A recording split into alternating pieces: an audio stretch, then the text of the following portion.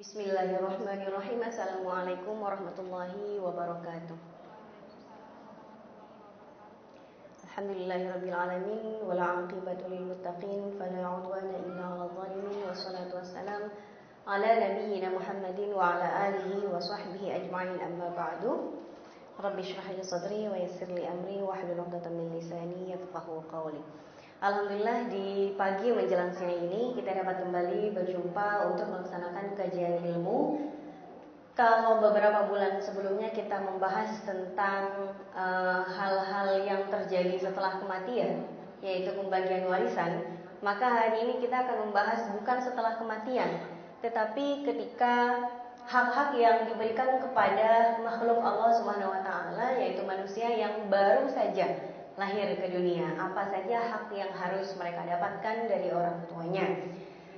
Hari ini kita akan membahas tentang parenting, tetapi dalam sudut pandang fikih, bukan dalam sudut pandang psikologi, bukan dalam pandangan psikiatri, bukan. Jadi kalau misalnya tiba-tiba ada anak yang bandel gara-gara orang tuanya bercerai atau broken home, kita nggak bahas di sini, Bu. Itu nanti dibahas di parenting kajian psikologinya, gitu ya. Jadi hari ini kita akan bahas tentang kajian fikihnya, apa saja hak yang harus diberikan kepada anak kita di pekan pertama kehidupannya. 1 pekan berarti berapa hari? 7 hari lah. Kira-kira dari sejak dia owe-owe ke dunia, gitu ya, sampai 1 pekan ke depan, apa saja haknya, gitu ya. Kok mantul ya suaranya kalau kata saya? Coba mic yang lain.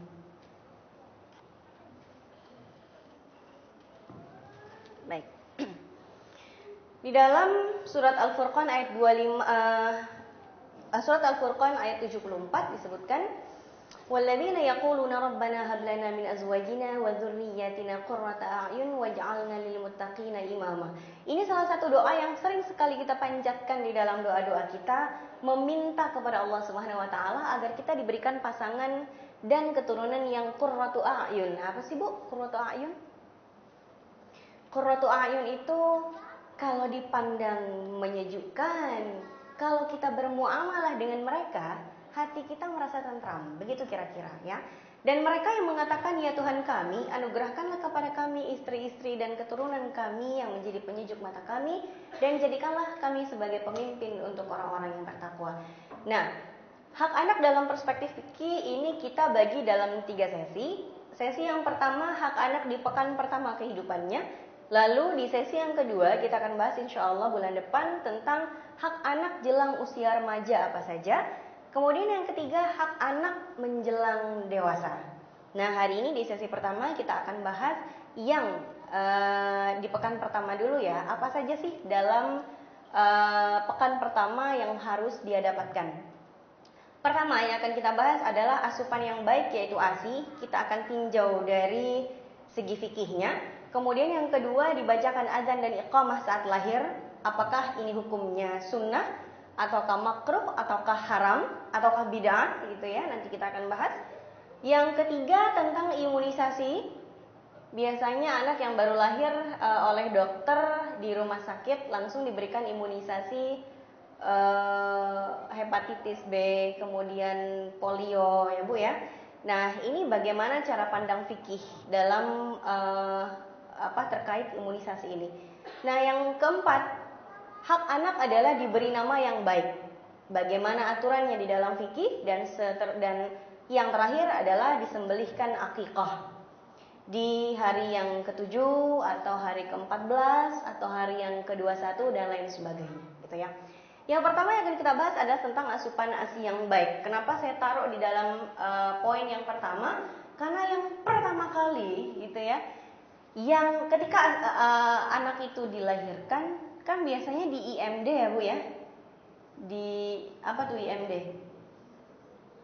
Inisiasi menyusui dini, ya kan? Begitu anaknya lahir, si anak ini langsung ditaruh di atas badan ibunya, dan kemudian anak ini akan merangkak sendiri dengan nalurinya untuk mencari puting ibunya untuk mendapatkan asupan pertama di detik-detik pertama ketika dia menghirup udara dunia, gitu ya. Nah, bagaimana tidak dalam pandangan fikih? Di dalam surat Al-Baqarah 233 disebutkan wal walidatu yurdi'na auladahunna haulaini kamilaini liman arada an yutimma ar-radha'ah. Para ibu hendaklah menyusukan anak-anaknya selama 2 tahun penuh, yaitu bagi yang ingin menyempurnakan persusuan. Nah, nanti juga akan kita bahas nih. Di sini ada kata-kata yurdi'na. Hendaklah menyusukan anak-anaknya ini. Apakah perintah ini menjadi kewajiban ataukah menjadi hak ataukah dianjurkan saja, gitu ya. Nah, begini ibu-ibu, ASI untuk ibu ini kewajiban atau hak? Kewajiban. Berarti ibu yang tidak menyusui anaknya dosa. Dosa nggak bu? Wajib di dalam ilmu fikih adalah ketika dikerjakan dapat pahala, jika tidak dikerjakan dapat dosa. Wajib tidak ibu menyusui anaknya? Wajib. Berarti yang tidak nyusuin anaknya dosa. Iya enggak? Ibu mantep banget tadi bilang wajib, tapi di giliran saya tanya dosa apa enggak, ragu-ragu. Kumaha ya? Misalnya wanita karir bu, cuman dikasih waktu cuti 40 hari pasca melahirkan. Itu kan ada ibu-ibu yang luar biasa, Masya Allah, walaupun kerja tapi dia tetap pumping, tetap memerah asinya gitu ya. Yang kemudian nanti kalau pulang si anak ini nanti bisa ditinggal kan, bisa ditinggal sambil ada stok beberapa botol di dalam kulkasnya gitu kan. Ini luar biasa. Tapi bagaimana dengan kasus yang lain? Seorang ibu yang udah dipamping berkali-kali, dapatnya cuman segini bu, cuman 100 mili misalnya. Kalau ibu ini wajib menyusui anaknya, berarti ketika dia nggak nyusuin anaknya dosa dong. Dosa nggak bu? Nah ini dia yang dibahas sama fikih, gitu ya. Maka sebagian ulama mengatakan bahwasanya iya.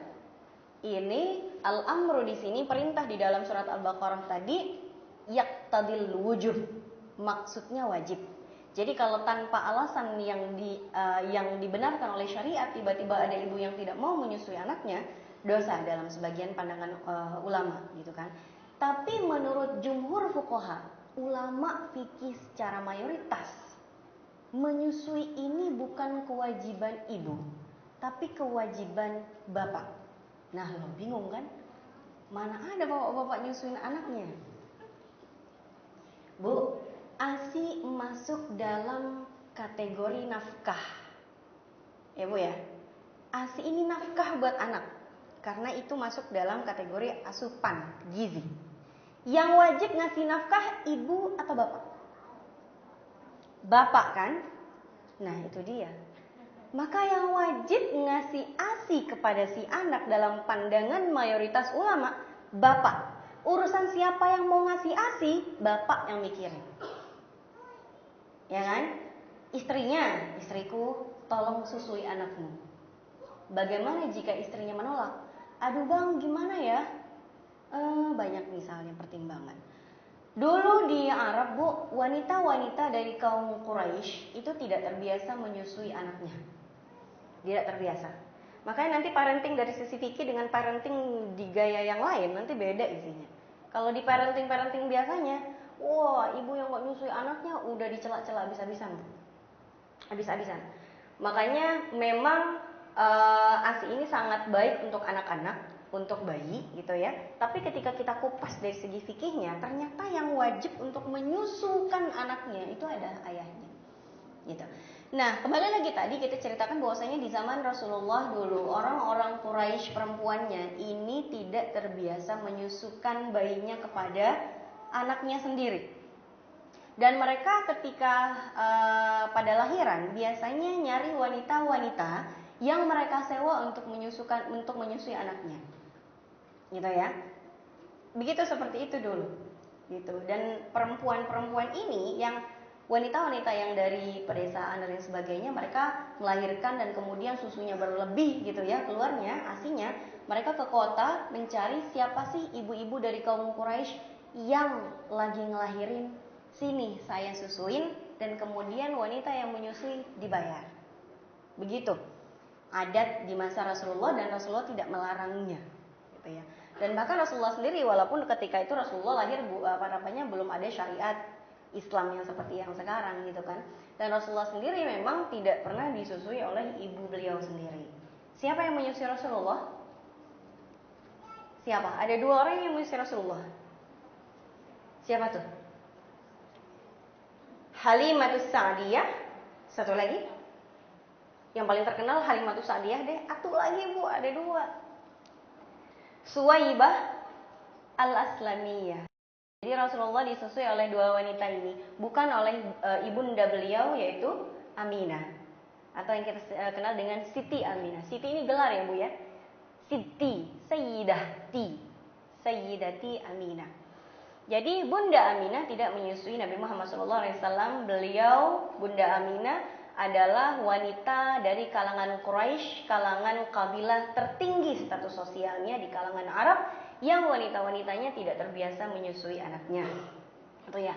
Maka ulama fikih mayoritas mengatakan bahwasanya menyusui anak adalah kewajiban ayah, bukan kewajiban ibu. Bagaimana bentuknya seorang ayah memberikan kewajiban pemberian ASI? Ya dia suruh aja istrinya, itu kamu kan punya anak, masa nggak disusuin sih? Iya deh bang, ayah susuin. Tapi kalau boleh bang, nafkahnya tambahin ya bang ya. Iya, boleh nggak? Ternyata dalam fikih boleh Bu. Ternyata dalam fikih istri boleh minta nafkah lebih kalau dia nyusuin anaknya. Cuman kalau tinggal si istri ini milih satu di antara 2. Dia mau menjual asinya kepada suaminya. Suamiku aku jual asiku, beli ya, terus saya kasih ke anak kita nih. Artinya jual beli asi gitu kan. Si istri dapat uang lebih. Tapi kalau istrinya ini bilang sama suaminya, suamiku tercinta, saya mau menyusui bayi kita. Untuk apa? Untuk dapat pahala di setiap tetes air susu saya. Maka apa yang didapat oleh si istri? Pahala Bu di setiap tetesannya. Maka si istri ini boleh memilih di antara 2. Asinya mau diuangkan atau diganti pahala, gitu aja. Kalau ibu-ibu di Indonesia, pahala Bu. Kan seperti yang saya bilang dulu kan, ahlan nisa fil alam nisa'u Indonesia. Jadi wanita terbaik, kata seorang dosen di Libya, wanita terbaik itu di seluruh dunia wanita Indonesia. Maharnya murah, nafkahnya qanaah sekali, jarang menuntut, dan selalu bahkan mau untuk membantu menafkahi keluarganya. Luar biasa, berbahagialah Bu jadi wanita Indonesia, karena di pandangan orang Arab sana kita jadi orang yang ternyata wanita termanis katanya di dunia, bukan secara fisik Bu, tapi secara perangainya, gitu ya. Baik. Nah, ASI kalau kita petakan akan menjadi seperti ini. Bagi ibu, bagi anak, bagi ayah. Bagi ibu, mayoritas ulama mengatakan sebagai hak, walaupun nanti sebagian ulama mengatakan kewajiban, gitu ya. Tapi mayoritas ulama mengatakan bagi ibu ini hak. Kenapa dikatakan hak? Suami nggak boleh melarang istrinya nyusuin anaknya sendiri. Istriku, aku yang wajib menafkahi anak. Jadi aku juga punya hak untuk melarangmu tidak menyusui anak kita. Nah, nggak boleh Bu melarang, karena hak ini adalah milik ibu. Kalau si ibu mau menyusui anaknya, si ayah tidak boleh melarang. Misalnya suaminya bilang, kamu biar cantik, nggak usah nyusuin anak lah, biar tetap oke lah bodinya, gitu ya. Nggak boleh ayahnya melarang, karena ini hak untuk si ibu dari si bayi, gitu ya. Baik. Bagi anak ini hak, dan bagi ayah kewajiban. Maka misalnya si istri ini tidak bisa menyusui Bu. Aduh gimana ya, ini ternyata air susunya ibu nggak keluar nih ya. Gimana ya? Ya udah yuk kita cari wanita yang bisa menjadi ibu susuan buat anak kita. Itu bisa Bu. Kalau misalnya ada ibu susuan yang menyusui si anak, siapa yang wajib membayar? Gaji ibu susuan. Kalau si ibu susuan minta dibayar misalnya ya, Pak saya mau sedih nyusuin anak bapak, tapi sebulan lumayan lah Pak ya, 5 juta gitu ya. Kayak harga susu lah Pak. Susu aja coba kita beli itu Bu, Nutrilon Royal Bu, 1 kotak 100.000 lebih. Sebulan kalau sekian kotak, saya hitung-hitung 5 juta dah Pak. Gimana Pak? Saya mau nyusun tapi 5 juta. Siapa yang wajib untuk membayar ibu susuan? Si ayah. Karena yang wajib untuk membayarkan nafkah si anak adalah ayah. Ngomong-ngomong, kita ngomongin ASI, kenapa ngomongin hitung-hitungan? Ya begitulah fikih Bu. Kita melihat dari sudut pandang hukum, gitu ya. Kalau dari sudut pandang perasaan, nanti ibu bisa ikuti sesi parenting yang tidak membahas kajian fikihnya, yang biasanya isinya gimana biar keluarga sakinah mawaddah warahmah dan sebagainya. Ibu ikutin dua-duanya, jadi bisa balance. Yang akhlaknya seperti ini, yang hukumnya seperti ini. Kalau dari sudut pandang fikih seperti ini. Bagi ibu itu hak, bagi anak itu hak, bagi ayah kewajiban. Bu, ibu ini dikasih hak sama Allah. Kalau sampai si ibu ini tidak menyusui anaknya, rugi Bu. Karena apa? Ibu ini diberikan luar biasa pahala yang besar di setiap tetes Bu. Coba bayi itu kalau nyusu, apalagi anak laki Bu, itu nyusu 20 menitan loh. Berapa tetes yang dia ambil dari ibunya selama 20 menit itu? Masya Allah. 20 menit dikali sehari berapa kali? Ada kali Bu 15 kali sehari. 15 kali berapa tetes? Dikali 2 tahun berapa banyak pahala si ibu ini? Gitu ya. Makanya ibu ini diberikan hak penghormatan 3 kali lipat dibanding ayah. Karena luar biasa pahala yang didapatkan dari menyusu saja. Belum dari mengandung, belum dari melahirkan. Ini dari ASI. Nah, sekarang ketika seorang ibu tidak bisa memberikan ASI kepada anaknya, terlepas apapun itu alasannya, anggaplah alasannya misalnya nggak keluar-keluar ASInya Bu. Banyak ya Bu ya, ibu-ibu yang kesulitan keluar ASI, entah itu karena hormon dan lain sebagainya. Maka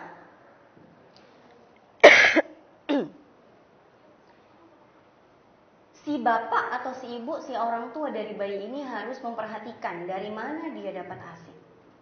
Apakah dari bank ASI ataukah langsung dari ibu susuannya? Boleh nggak Bu dapat ASI dari bank ASI? Boleh nggak? Bank ASI itu kayak gimana sih Bu? Bang ASI bang, bukan. Nggak ada abang-abang jualan ASI Bu. Bank ASI ini adalah suatu lembaga yang menerima donor ASI dari beberapa wanita. Ya Bu ya. Pertanyaannya, ketika bank ASI nerima ASI dari berbagai wanita, ASInya itu dicampur dalam satu baskom semua atau enggak?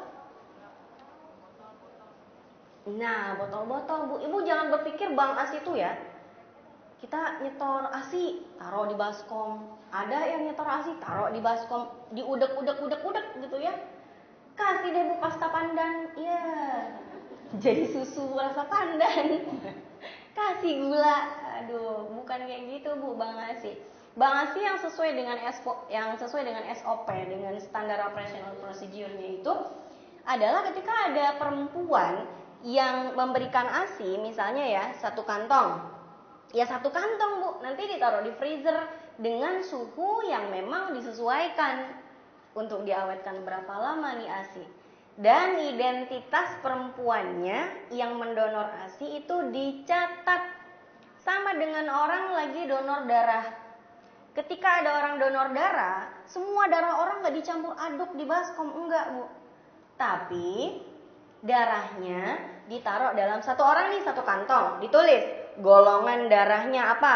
A, apa B, apa AB, apa O, gitu kan?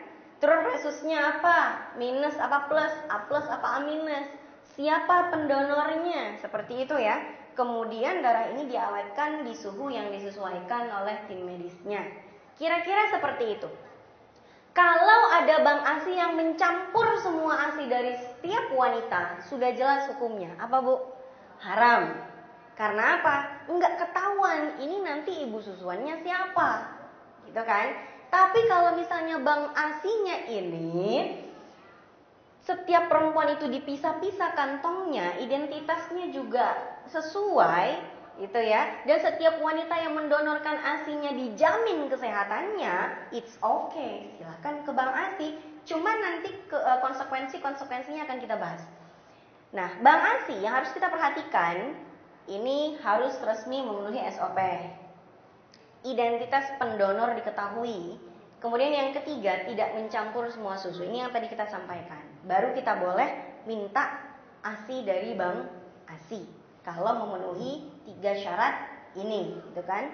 Tapi kalau misalnya kita nggak mau dari bank ASI, maunya cari ibu susuan langsung. Yang pertama, cari bu kalau bisa yang muslimah. Karena apa? Kalau yang muslimah, insya Allah sih kita bisa jamin dia menjauhi makanan yang haram.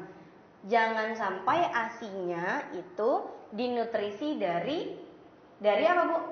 Dari yang tidak halal. Misalnya kita ada ibu susuan, agamanya apa? Oh saya ateis nih. Waduh ateis. Makan apa aja biasanya? Biasalah aku ami-ami belalang kupu-kupu. Siang makan nasi, kalau malam minum bir, bukan susu bu. Oh malam bir, pagi nasi. Waduh jangan dah. Saya ingin memberikan nutrisi terbaik buat anak saya, tidak hanya sehat tetapi juga halal. Makanya kita cari yang muslimah. Kemudian yang kedua, muslimahnya harus sehat bu. Jangan cari yang penyakitan. Nanti kualitas ASI-nya bermasalah ya.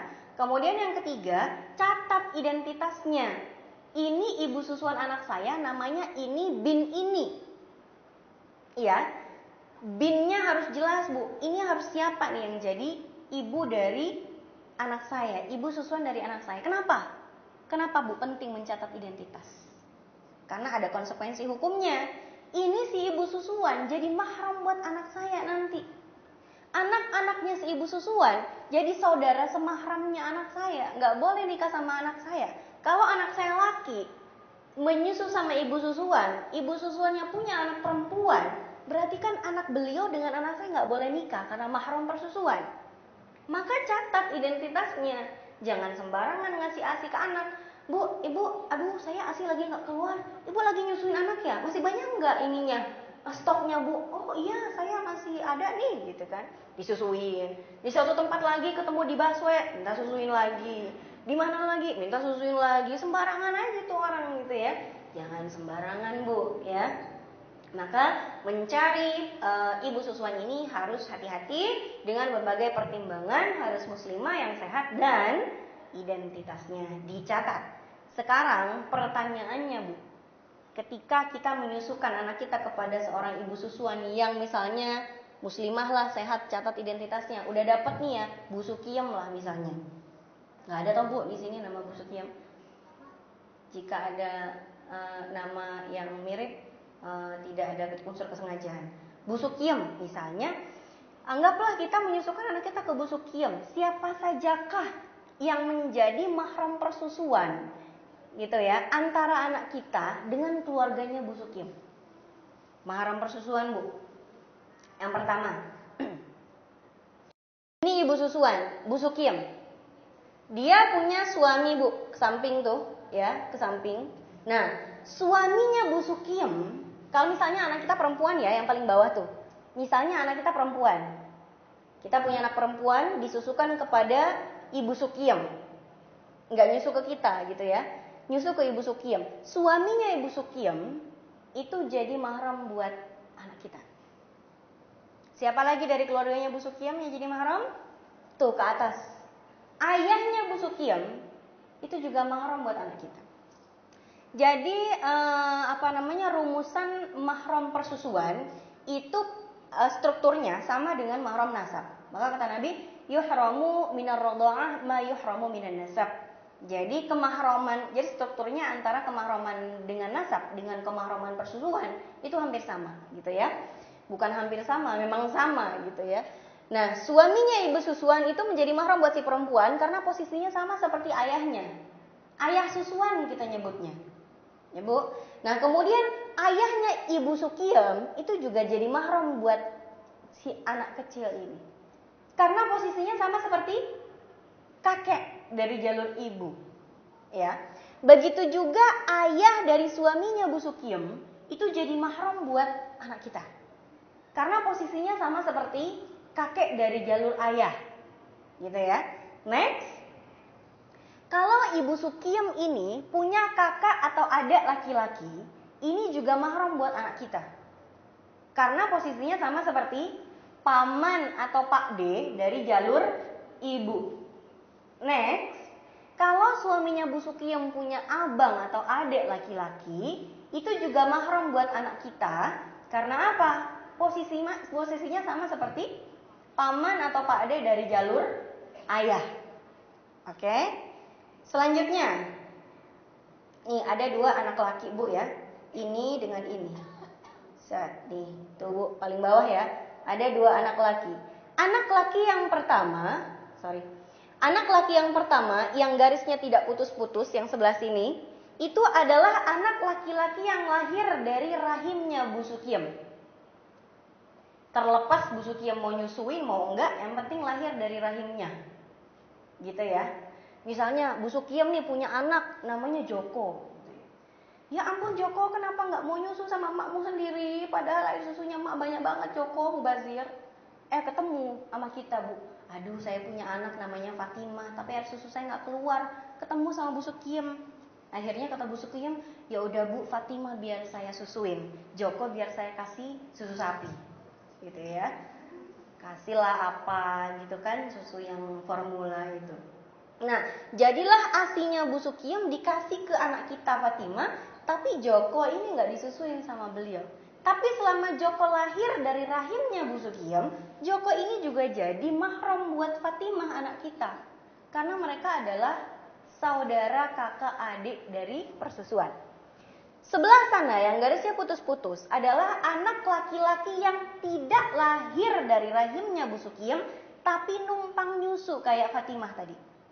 Ya, Fatimah sama anak laki-laki satu lagi disusuin sama Bu Sukiem. Misalnya namanya siapa? Ucup gitu ya. Jadi Ucup, Fatimah sama Joko itu semua saudara persusuan.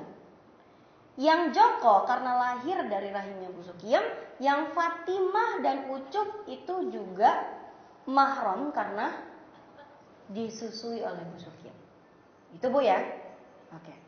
Jadi inilah kira-kira mahram dari jalur persusuan. Pertanyaannya dan yang sering dipertanyakan, walaupun tidak ditanyakan di forum terbuka, tapi saya sering mendapatinya via WhatsApp. Malu-malu tapi pengen tahu jawabannya. Ada yang nanya, Bu, kalau suami terminum air susu istrinya, itu jadi mahram gak sama istrinya? Misalnya Bu, istrinya lagi breast pumping ya, lagi memerah asinya, ditaruh di botol tertutup gitu ya, taruh di mug yang ada tutupnya, taruh di kulkas, ditinggal ke minimarket sebentar.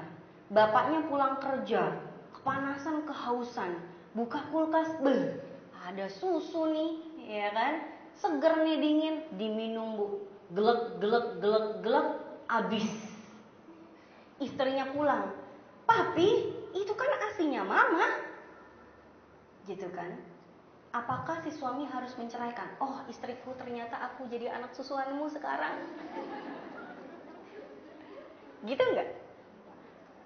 Oh iya suamiku, sekarang aku jadi ibu susuanmu. Kita mah haram. Gitu kan. Gitu enggak Bu? Gitu enggak Bu? Harus cerai enggak karena mahram?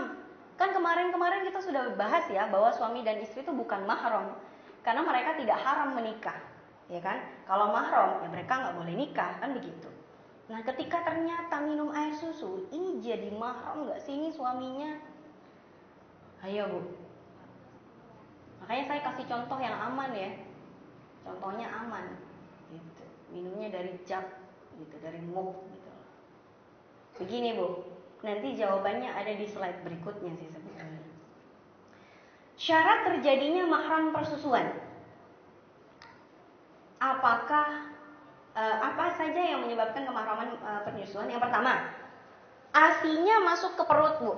Jadi kalau misalnya ada anak bayi nyusu sama perempuan, gitu ya, ke perempuannya, perempuan masih ting-ting Bu, ya nggak keluar lah susunya, ngempeng doang gitu kan.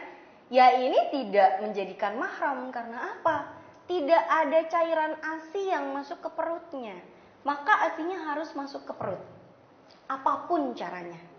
Mau itu dari isapan, mau itu dengan infus, mau itu dengan botol, yang penting ASInya masuk ke dalam perut si bayi. Yang kedua, masuk ke perutnya sampai kenyang. Kalau enggak sampai kenyang, cuman menyem-menyem doang, udah ogah, enggak sampai kenyang tuh. Misalnya ya, si bayi lagi numpang nyusu sama orang, baru nyem-nyem-nyem, langsung tiba-tiba dia lari begitu aja. Ini enggak termasuk di sini, syaratnya enggak langsung jadi mahram, enggak. Karena enggak sampai kenyang. Tandanya bayi kenyang nyusu gimana sih, Bu? Biasanya sih tidur ya. Atau ketika kita pok-pok punggungnya, Bu, pok-pok, gitu kan. Bunyi sendawa bayinya, biasanya seperti itu. Atau bayinya udah nyusu lama banget, tapi ternyata udah dilepas, ogah lagi dah, udah kenyang nih, udah setengah jam, gitu kan. Ini juga salah satu tanda bayi kenyang. Tapi kalau baru 1-2 tetes kemudian iseng doang dia, mau nyemil doang, langsung dilepas lagi, itu nggak masuk dalam syarat yang menjadikan mahram. Yang ketiga, minimal 5 kali di dalam mazhab Syafi'i dan Hambali, dan akan tetapi dalam mazhab Hanafi dan Maliki tidak mensyaratkan minimalnya berapa, yang penting sampai kenyang. Jadi gini Bu, minimal 5 kali bukan 5 kali isapan, bukan. 5 kali kenyangnya. Contohnya begini. Misalnya di rumah sakit ada ibu yang baru melahirkan anak pertama. Bayinya lahir, Bu. Terus anak ini mau nyusu, tapi ternyata si ibu belum keluar air susunya. Gitu ya. Ada suster, ibu ini udah hari ketiga, anak ibu belum minum air susu sama sekali. Udah doak-doak, apa ya doak-doak? Kalau kata orang Betawi, doak-doak tuh kalau udah nangisnya kenceng banget gitu. Sampai matanya merah gitu ya, sampai mukanya merah saking laparnya gitu kan. Jadi gimana Bu, kata susternya? Apakah ibu izinkan anaknya kami beri susu formula biar diem, biar anteng, biar tidur lagi? Oh jangan. Saya mau anak saya, ini anak saya yang pertama. Saya mau anak saya dikasih ASI yang eksklusif. Susu manusia bukan susu sapi Mbak, mohon maaf. Iya Bu, tapi air susu ibu belum keluar. Gini aja deh Bu, kebetulan saya lagi nyusuin anak saya di rumah dan ASI saya banyak banget nih, gitu kan. Mau nggak ibu kalau anak ibu saya yang nyusuin? Minimal sampai keluar deh air susunya ibu, kata susternya. Si ibu deal, oke deal, silakan susuin. Disusuin 1 kali sampai tidur.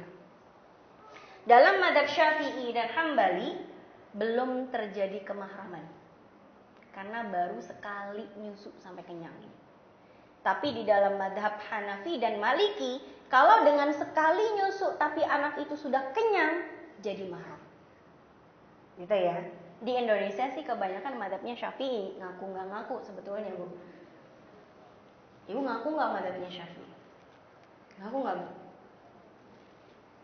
Coba Bu, kalau ada babi lewat gitu kemudian menjilat tangga ini, saya tanya, nyucinya itu sekali cukup atau harus 7 kali pakai tangan?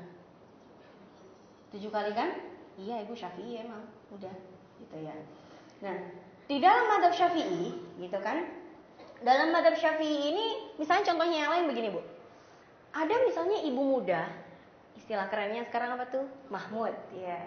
Mamah muda, Mahmud katanya. Misalnya Mahmud ini lagi jalan-jalan di mall ya Bu ya, mau cari baju fashion terbaru, bawa anak lagi didorong, berdua doang sama bayinya, dia sama bayinya yang sedang didorong. Dia milih baju, saking senengnya dia lupa bawa anak Bu. Dari satu toko ke toko yang lain dia cari gitu ya, lupa dorongan tuh ada anaknya di dalamnya gitu. Tiba-tiba di toko yang pertama dia singgahi, anaknya nangis, ternyata penjaga tokonya kesian, nyari emaknya kemana, gitu kan? Mau ke tukang yang tukang ngumumin tuh bagian informasi, itu juga aduh kesianan, biar saya nyusuin aja. Ternyata tukang penjaga tokonya itu juga lagi banyak air susunya karena lagi punya bayi misalnya. Saya susuin aja dah, ini anak pelanggan saya ini, gitu kan? Disusuin Bu sekali sampai tidur. Sejam 2 jam kemudian emaknya belum balik juga Bu, masih nyari baju, anggaplah di Tanah Abang gitu kan. Emaknya masih di lantai 6, anaknya di lantai 1. Misalnya, kan sinetron sering tuh kayak gitu-gitu Bu. Anggap aja dari sinetron dah gitu kan. Disusuin lagi Bu sama penjaga tokonya. Emaknya udah dapat belanja 1 kantong kresek penuh, baru inget, astagfirullah, saya kan punya anak tadi saya bawa. Toko pertama tadi yang saya hinggapi di mana ya? Oh, di lantai 1. Carilah dia di lantai 1 blok B. Iya. Dia udah nggak tahu Bu di blok F lantai berapa, udah tuh ya. Udah ke situ kan? Ya Allah Bu, mohon maaf ya, saya tinggalan anak saya lupa, maklum ibu baru gitu kan. Oh iya, terus gimana nih, anak saya rewel nggak tadi? Ya elah Bu, udah 2 kali saya susuin sampai tidur. Aduh, ini terjadi kemahraman nggak? Dalam madzhab Syafi'i dan Hambali belum, karena belum 5 kali minimal, baru 2 kali nyusu sampai kenyangnya. Tapi dalam madzhab Hanafi sama Maliki udah, karena minimal nggak penting, yang penting pernah nyusu sampai kenyang atau enggak, gitu ya. Oke, baik. Yang keempat, maksimal usia bayi yang disusui itu 2 tahun Bu, bukan 32 tahun. Maka dari pertanyaan yang saya lontarkan udah kejawab semua di sini kan? Tidak memenuhi syarat. Yang memenuhi syarat cuma nomor 1 doang Bu, masuk ke perut doang. Sampai kenyang sih enggak lah Bu ya, orang dewasa minum susu segelas mana kenyang gitu kan. Makan roti 1 kantong aja belum kenyang. Coba aja orang makan roti 1 kantong ditanya udah makan apa belum? Belum. Apalagi cuma susu 1 gelas gitu loh, mana kenyang gitu kan. Minimal 5 kali. Enggak lah, suaminya cuman sampai 1 gelas doang gitu kan. Kalaupun pernah suaminya meminum air susu istrinya sampai 5 kali, itu juga gak pernah kenyang juga sih Bu. Belenak sih ya mungkin. Dan maksimal usia juga tidak memenuhi syarat, karena gak adalah suami umurnya 2 tahun gitu ya. Oke, maka pertanyaan tadi sudah terjawab bahwasanya ketika seorang suami terminum atau meminum air susu istrinya, tidak terjadi kemahroman karena tidak memenuhi 4 syarat yang kita sebutkan tadi. Ya? Oke, ini tentang mahram persusuan. Apa saja konsekuensi dari mahram persusuan ini? Yang pertama, gak boleh menikah. Iyalah Bu, antara anak kita yang perempuan dengan suaminya ibu menyusui, itu kan gak boleh saling menikah. Dengan semua mahram persusuan yang tadi kita sebutkan kan gak boleh menikah. Yang kedua, boleh pergi berdua. Orang mahram, yuk misalnya, abang sepupuanku yang telah menjadi mahramku dari persusuan, anterin dong kemana kayak gitu, cari makan gitu, boncengan berdua gitu. Ya boleh lah, mau itu mahram sama abangnya sendiri, masa gak boleh? Boleh. Yang tidak boleh adalah berkhalwat atau bepergian yang ditakutkan adanya fitnah. Mereka saudara persusuan sih, tapi nggak saling tahu bahwa ternyata mahram gitu kan. Ya takut saling naksir gitu. Jadi kalau misalnya dijamin aman dari fitnah atau godaan, it's okay. Silakan, karena memang mereka adalah mahram. Yang ketiga, boleh berkhalwat atau berduaan gitu ya. Jadi berduaan di dalam suatu tempat itu tidak masalah. Sama seperti kita dengan abang kita. Kita boleh kan berduaan doang, tapi harus aman dari fitnah. Ya, aman dari fitnah. Apa sih Bu fitnah tuh? Kan kita sering ya, ada ngelihat orang perempuan pakai baju yang seksi, kita bilang, wah sumber fitnah nih. Fitnah itu apa Bu artinya? Kan kita juga pernah dengar al-fitnatu asyaddu minal qatl. Fitnah itu lebih kejam daripada pembunuhan. Kalau gitu fitnah aja, mendingan bunuh aja sekalian gitu kan. Daripada kita fitnah, kita bunuh aja yuk. Kan fitnah lebih kejam dari pembunuhan. Bunuh aja, kan pembunuhan tidak lebih kejam dari fitnah. Bukan gitu maksudnya. Fitnah di dalam bahasa Indonesia artinya menuduh tanpa bukti. Tapi fitnah di dalam bahasa Arab Bu, al-fitnatu, itu artinya bukan menuduh tanpa bukti. Kalau menuduh tanpa bukti di dalam bahasa Arab itu artinya qadzaf. Qadzfuz zina, menuduh orang berzina tanpa bukti. Kena dah tuh Bu, kalau masuk mahkamah Ada orang nuduh-nuduh orang lain zina, kena tuh cambuk 80 kali kalau nggak bisa mendatangkan bukti dan saksi. Ada lagi qadzfus sariqah. Qadzfu as-sariqah. Menuduh orang lain mencuri tapi nggak pakai bukti. Qadzaf artinya menuduh tanpa bukti. Kalau fitnah bukan itu maksudnya. Al-fitnatu itu salah satu artinya adalah al-ibtila atau al-imtihan.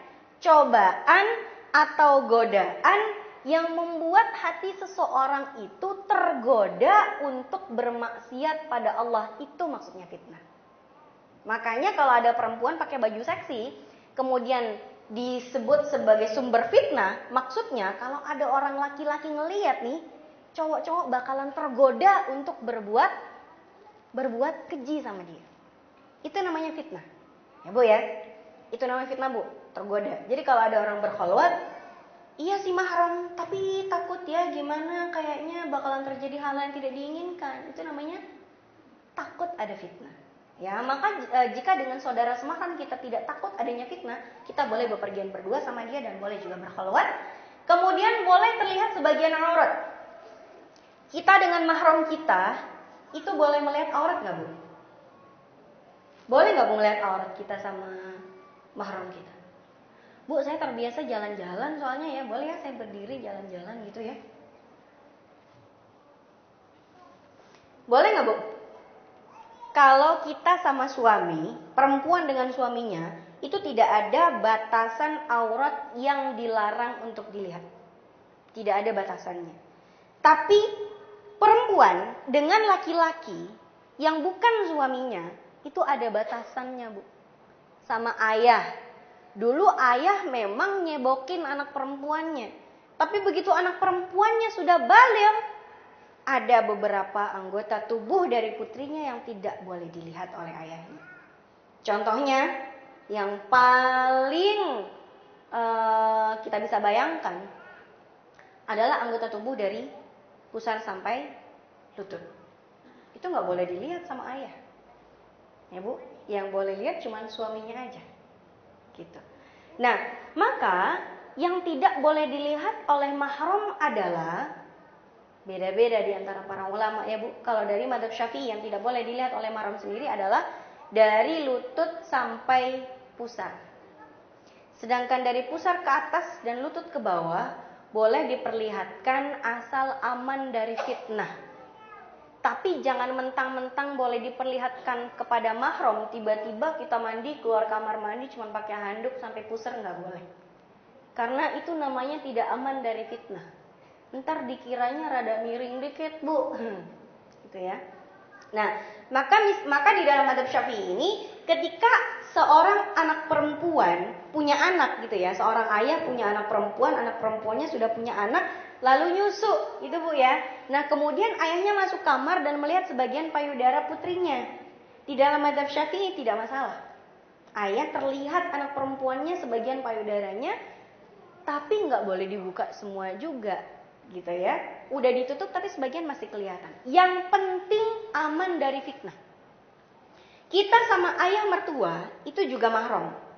Tapi kalau kita tidak yakin aman dari fitnah, kita tetap harus nutup anggota-anggota sensual lainnya. Punya bapak mertua tapi udah menduda 5 tahun, masih muda lagi, gitu ya. Ya kita tetap jaga Bu. Gitu ya, jangan perlihatkan hal-hal yang misalnya ini anak menantu perempuan betisnya Masya Allah gitu ya. Ya jangan diperlihatkan kepada ayah mertuanya kalau tidak ditakutkan, kalau misalnya takut adanya fitnah gitu ya. Baik, boleh terlihat sebagian aurat misalnya begini Bu, ada kakak sepupuan kita datang ke rumah, kita nggak lagi pakai kerudung, kita udah pakai daster semua lengkap gitu kan, cuman kerudung doang nggak pakai. Boleh kita memperlihatkan rambut kita kepada mahram kita, baik itu mahram sepersusuan, mahram senasab dan lain sebagainya. Tidak wajib menafkahi Bu. Jadi walaupun suaminya Bu Sukiem tadi itu mahram buat anak kita, tapi beliau tidak wajib menafkahi si Fatimah anak kita ini. Ya, karena dia itu bukan bapak kandung, cuman bapak persusuan aja. Bapak persusuan itu memang haram dinikahi, tapi konsekuensinya enggak sampai wajib menafkahi, enggak. Dan juga tidak saling mewarisi. Abang sepersusuan itu mahram kita. Tapi kalau kita meninggal, dia enggak jadi ahli waris. Karena yang jadi ahli waris, ya yang kemarin-kemarin kita bahas itu, ya. Ini dikuatkan oleh Imam Nawawi dari Madzhab Syafi'i di dalam kitabnya Syarah Sahih Muslim, jilid 10 halaman 19, dijelaskan bahwasanya saudara sepersusuan atau keluarga persusuan yang menjadikan mereka mahram tetap tidak saling punya kewajiban menafkahi dan mewarisi. Ya Bu ya. Sampai di sini 1A ada pertanyaan atau tidak? Ya. Sebelum kita lanjut ke 1B.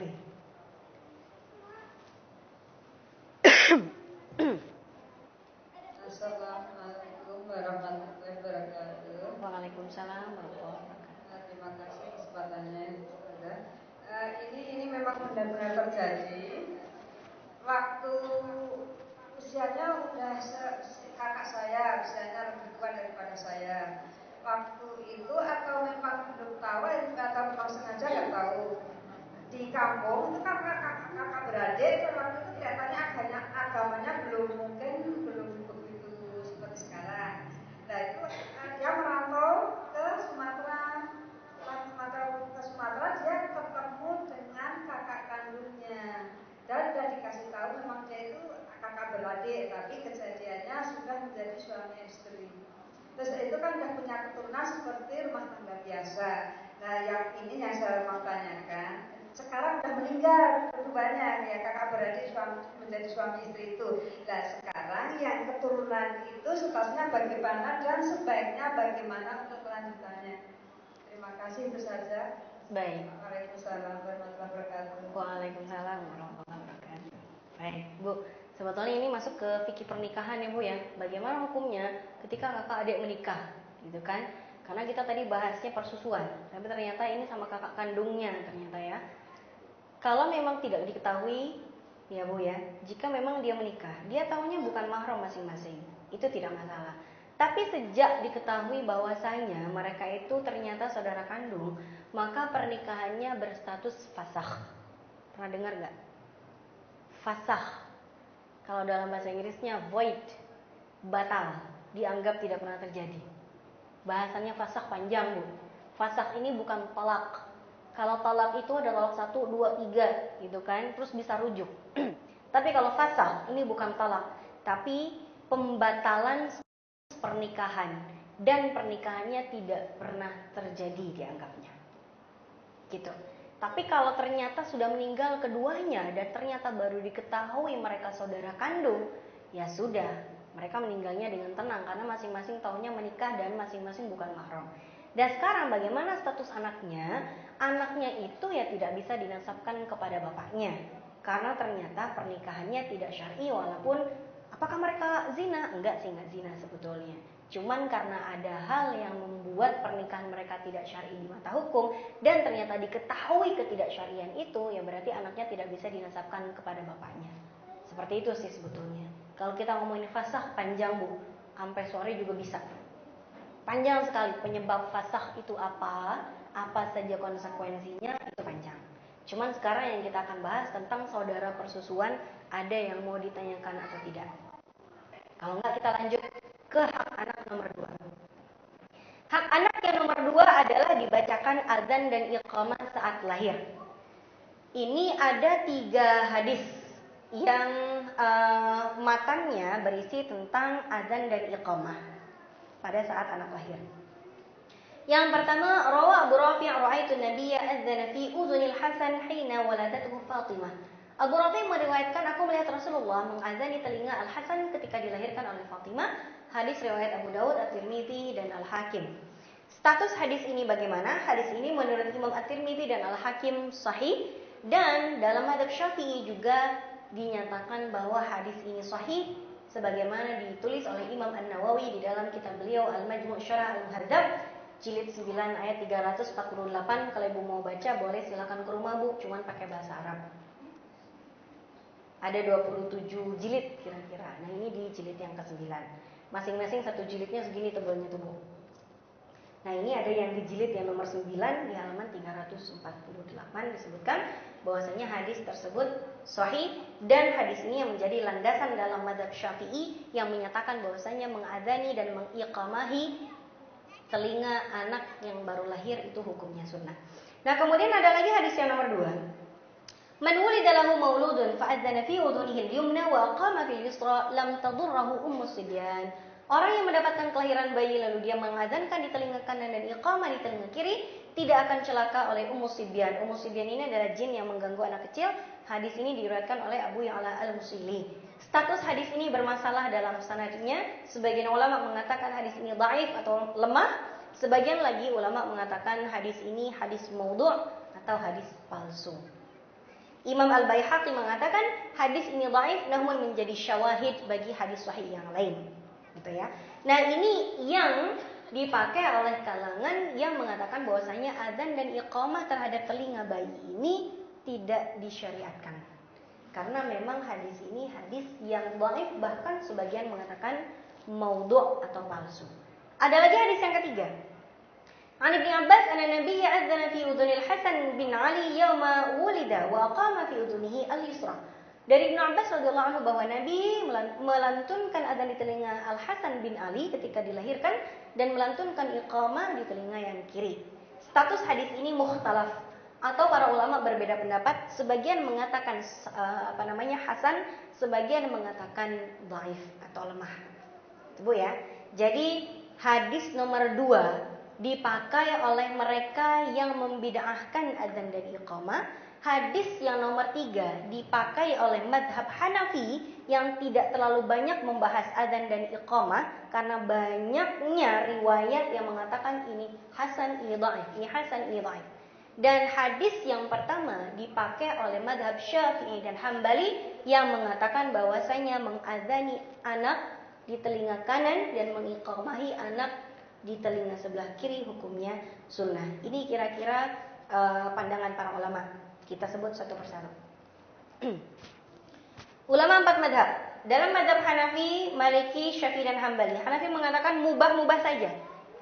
Kemudian di dalam madhab Maliki, ada dua pendapat.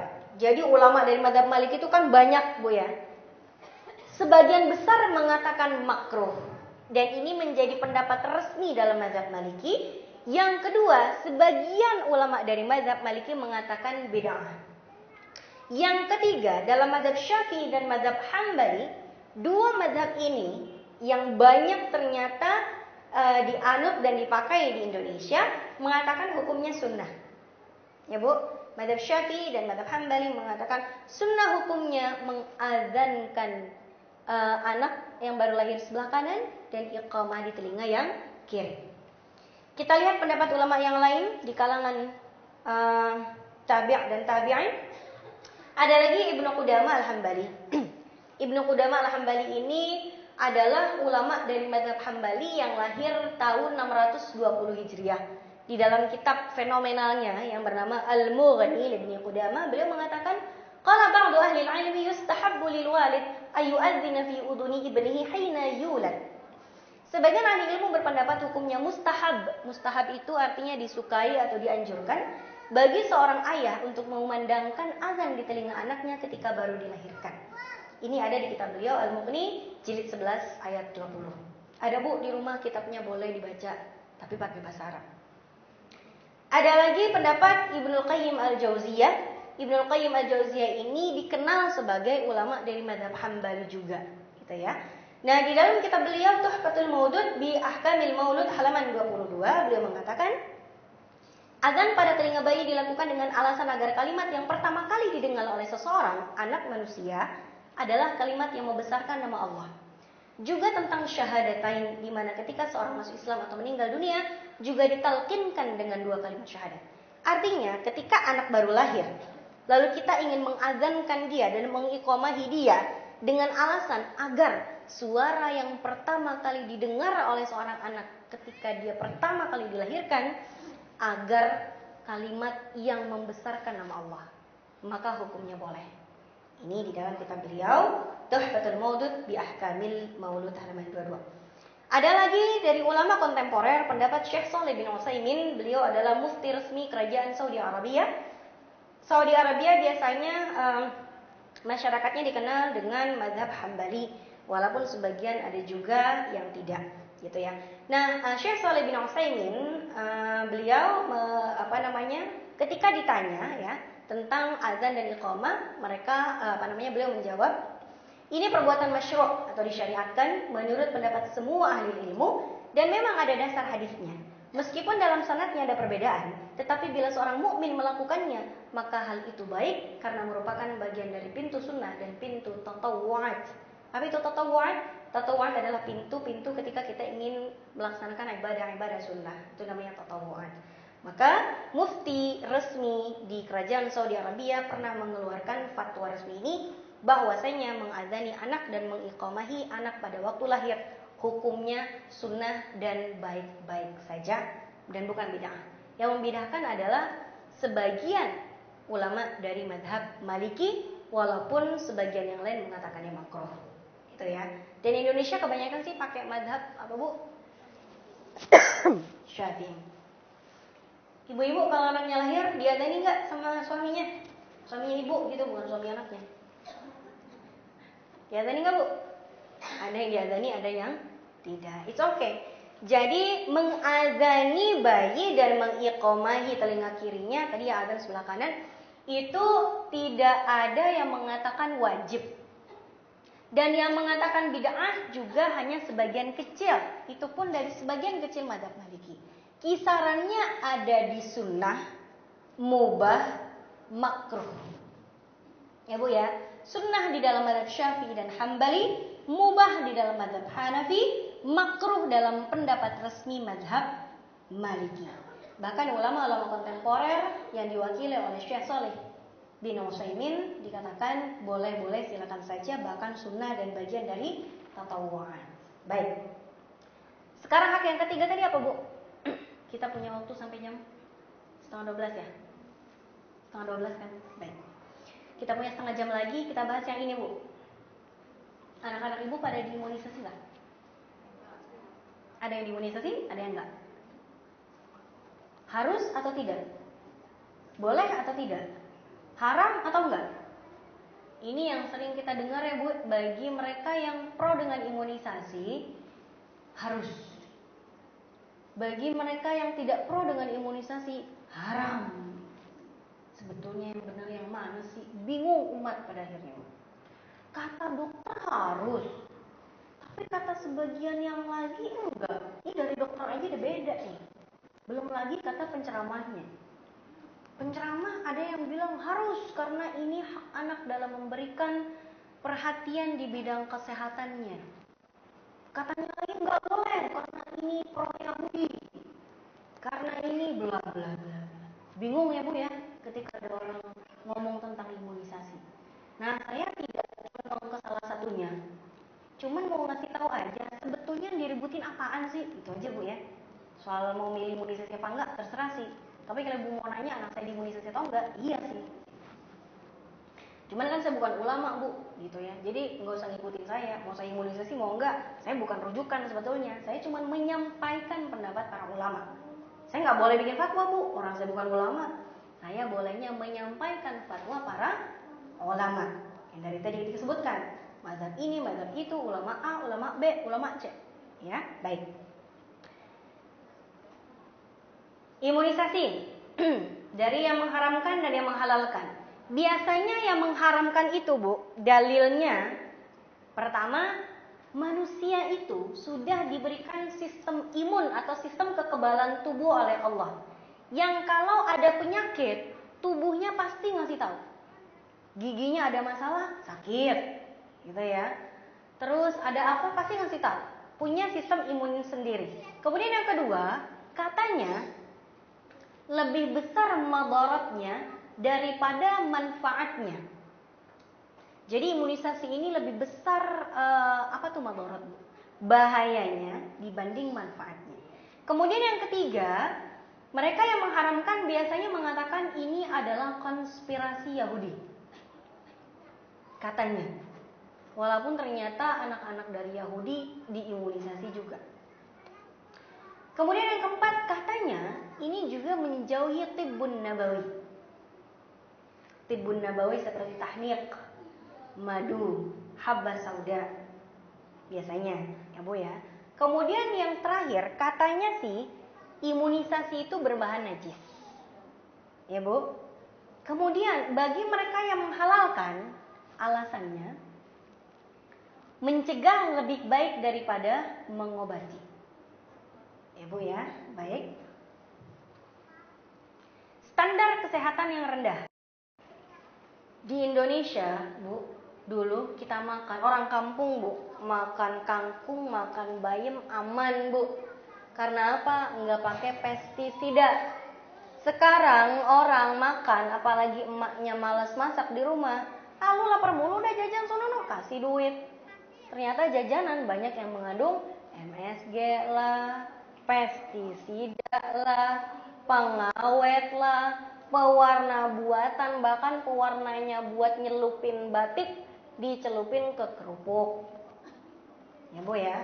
Baik, standar kesehatan yang rendah. Kemudian yang ketiga, rendahnya efek samping, artinya semua orang-orang medis, dokter, apoteker semua mengatakan bahwasanya imunisasi ini efek sampingnya jauh lebih rendah dibandingkan manfaatnya. Isu keliru dari anti vaksin. Anti vaksin biasanya memberikan banyak informasi terkait imunisasi. Katanya habis diimunisasi langsung kejang-kejang meninggal dunia. Orang Bu walaupun gak diimunisasi, mohon maaf, ngupil aja bisa meninggal. Kalau ngupilnya di rel kereta api Bu, ada kereta nabrak, lagi ngupil ditabrak sama kereta, meninggal. Nah kemudian selanjutnya banyak fatwa yang menghalalkan dengan berbagai bantahan-bantahan yang ditujukan kepada alasan yang mengharamkan, gitu ya. Mereka di kalangan yang menghalalkan mengatakan bahwasanya semua informasi yang disampaikan oleh anti vaksin adalah tidak benar. Kalau kita bahasanya apa tuh berita tidak benar? Hoax. Hoax tulisannya Bu, bacanya hoax katanya sih. Katanya. Tahu tuh benernya apa enggak? Lihat aja dah nanti di kamus. Baik, fatwa ulama dunia tentang halalnya imunisasi. Yang pertama fatwa Syekh Abdul Aziz bin Baz. Syekh Abdul Aziz bin Baz ini Bu juga mufti resmi kerajaan Saudi Arabia. Satu kawannya Syekh Saleh bin Utsaimin tadi ya. Mufti besar kerajaan Saudi Arabia, dan beliau adalah ketua Lajnah Daimah dan mantan rektor Universitas Islam Madinah, mengatakan imunisasi itu halal. Yang kedua, fatwa Syekh Muhammad Shalih Al-Munajjid hafizahullah, imam masjid dan khatib di Masjid Umar bin Abdul Aziz di kota Al-Khobar dan dosen ilmu keagamaan pengasuh sunnah. Nah, gitu dah. Ini juga Bu, nomor 3, fatwa Majelis Ulama Eropa untuk fatwa dan penelitian di Eropa. Ternyata orang-orang Islamnya juga diimunisasi. Karena Majelis Ulama Eropa tuh kayak di Indonesia tuh MUI-nya Bu.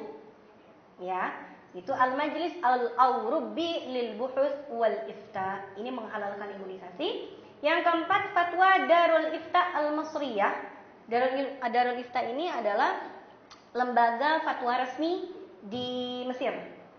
Jadi isinya ulama-ulama Grand Azhar semua isinya di Darul Ifta. Mengenai pengobatan dengan menggunakan obat yang mengandung unsur babi, di dalam fatwa nomor 7163 dikatakan bahwasanya imunisasi halal. Fatwa ulama Indonesia juga tentang halalnya imunisasi, fatwa MUI, fatwa dari tim Majelis Tarjih Muhammadiyah, dan fatwa LBM Nahdlatul Ulama. NU, Muhammadiyah, MUI semua kompak bilangnya halal imunisasi. Biasanya ulama yang mengatakan bahwasanya imunisasi itu halal ada beberapa alasan. Yang pertama, istihalah, perubahan wujud. Ibu tahu istihalah nggak? Bagi yang pernah ngikutin kajian fikih kuliner, itu pasti tahu. Istihalah ini adalah istilah di dalam fikih untuk menyatakan perubahan wujud benda atau perubahan wujud sesuatu dari yang halal dari yang najis menjadi tidak najis, atau sebaliknya, dari yang awalnya enggak najis jadi najis. Ini namanya proses yang disebut dengan istihalah. Contohnya Bu, yang pernah terjadi di masa Rasulullah. Iza takhallalal khamru faqad hal, atau kama qala Nabi sallallahu alaihi wasallam. Jadi apabila khamar itu menjadi cuka, maka sudah halal dan boleh diminum cukanya. Jadi di masa Nabi dulu kan khamar biasanya dibikin dari perasan anggur dan buah kurma, ya kan? Jadi perasan anggur dan buah kurma ini jadi khamar. Begitu jadi khamar kan tidak boleh diminum sama Nabi. Begitu dibiarkan beberapa hari ternyata dia berubah menjadi cuka. Pas dia udah jadi cuka dimakan sama Nabi. Bahkan Nabi sendiri bilang bahwasanya sebaik-baiknya udum, lauk pauk itu adalah khal, cuka. Nabi suka sekali makan cuka. Gitu ya, dicocol gitu, jadi cocolan kalau makan roti. Itu Bu. Nah, ketika Nabi makan cuka, Nabi nggak bilang, ini saya lagi makan mantan khamar loh. Enggak. Karena sudah berubah wujudnya. Dari yang tadinya khamar dan najis, menjadi cuka, suci, dan halal dimakan. Contoh lain, sekarang Bu, proses istihalah begini. Lele. Ibu suka makan lele nggak? Enggak, ada yang suka?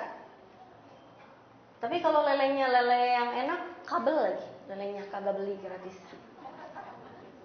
Suka Bu ya? Yuk traktiran yuk. Di lele mana tuh? Toko lele crispy lagi, enak banget. Traktir deh, traktir. Wah, dari awalnya nggak doyan jadi doyan Bu. Wah, doyan enak ternyata ya. Iyalah, gratisan gitu. Nah, lele ini juga mengalami proses istihalah. Dari yang najis menjadi tidak najis. Lele Bu, makanannya Ibu tahu? Kalau yang diternak bukan ternak yang modern, ternak yang tradisional, di mana ada kandang ayam, di bawahnya ada empang lele. Di mana ayam membuang kotoran, di situ ada lele yang menyantapnya dengan nikmat. Gitu Bu. Dan ayam itu filosofinya bagus. Ketika dia ngasih makan orang, dia nggak pernah mengungkit-ungkit kebaikan. Nggak pernah tuh ayam bilang, lele gue yang ngempanin ya, punya utang budi loh. Nggak pernah. Ya kayak orang sekarang Bu, ngasih makan dikit, utang budi, mana utang budi gitu. Ayam mah nggak pernah, dia ikhlas ngasih makan lele. Luar biasa. Ya, dan orang yang makan lele juga jangan pernah mengingat-ingat masa lalunya lele. Lele itu masa lalunya kelam. Empangnya aja hitam, buram dia ngeliatnya. Gitu loh. Masa lalunya gelap, suram, kelam. Empangnya hitam lagi. Gitu ya. Nah, pertanyaannya, lele itu kan makannya kotoran ayam, najis. Ketika dimakan sama lele, bertransformasi jadi daging lele yang gurih, empuk, enak, gratis lagi. Kita ketika makan lele, kita makan daging lele atau mantan kotoran ayam? Rasanya rasa daging ikan atau rasa kotoran ayam? Itu namanya istihalah. Perubahan wujud dari yang tadinya najis menjadi tidak najis, dari yang tadinya haram dikonsumsi ketika dalam bentuk kotoran menjadi halal ketika menjadi bentuk daging lele. Ini Bu namanya istihalah. Mau saya kasih contoh satu lagi ya. Contohnya Bu, ada babi, itu kan babi kan najis ya Bu ya. Nah, masa hidupnya aja dia udah najis tuh. Dia mati. Najisnya kuadrat. Begitu ada babi mati nih, dibelah perutnya, ada anak babi di dalam perutnya. Najisnya pangkat 3 Bu. Ternyata dia dikuburkan di dalam satu ladang misalnya gitu ya. Ternyata 2 minggu kemudian ada pohon singkong Bu, 5 biji di atas kuburannya babi. Begitu dicabut, isinya singkongnya gede Bu, segede lengannya para orang yang ngejim itu loh. Para binaragawan yang lengannya begini, segitu kira-kira tuh gedenya singkong. Begitu dikolak, wah wanginya luar biasa, apalagi pakai gula aren asli. Apalagi digoreng, pas digoreng Bu, mekar dia. Enak banget. Pertanyaannya, apa hukum kita makan singkong yang tumbuh di kuburan babi? Itu tumbuhnya gara-gara bangkai babi Bu, jadi kompos gitu loh. Komposnya berubah jadi singkong. Boleh gak kita makan? Boleh. Ya boleh Bu, orang yang kita makan singkong bukan mantan babi, bukan. Kecuali kalau kita ketika makan kolak singkongnya tiba-tiba peletak, ada tulangnya babi. Nah, tapi gak mungkin lah begitu, ya kan? Gak mungkin lah gitu. Nah ini namanya istihalah. Dari yang tadinya bangkai babi berubah menjadi singkong. Singkong itu numbuhnya di dalam Bu. Masih mending kalau tumbuhnya cabe mending di atas kan. Nah ini di dalam kuburannya gitu loh singkongnya. Cuman ibu kalau misalnya ketemu singkong seperti itu, cabut nggak ya? Tiba-tiba pasti cabut ada kepala babi lagi. Enggak lah. Nah ini namanya istihalah. Perubahan wujud, perubahan nama, perubahan molekulnya semuanya berbeda sehingga hukumnya juga menjadi berbeda. Baik. Nah, apa hubungannya antara istihalah dengan imunisasi? Banyak hubungannya. Ya, Bu. Jadi imunisasi katanya itu diolah dari bahan-bahan yang haram. Tapi ketika bahan yang haram itu ternyata diproses dan berubah bentuknya, wujudnya, namanya, fungsinya semuanya berbeda, maka merubah juga hukumnya dari yang tadinya haram menjadi halal.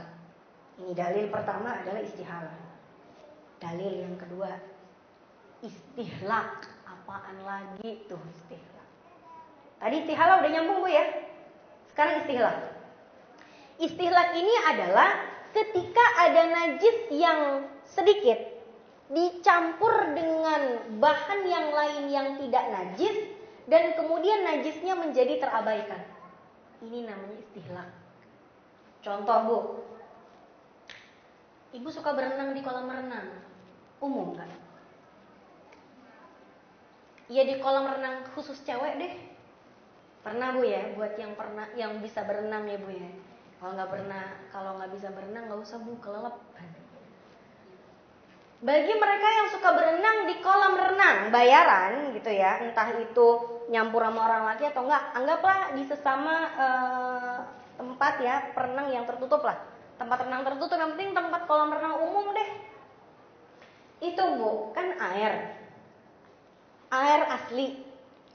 Ketika banyak yang renang di situ, pasti ada sumbangan dari yang renang. Apa tuh?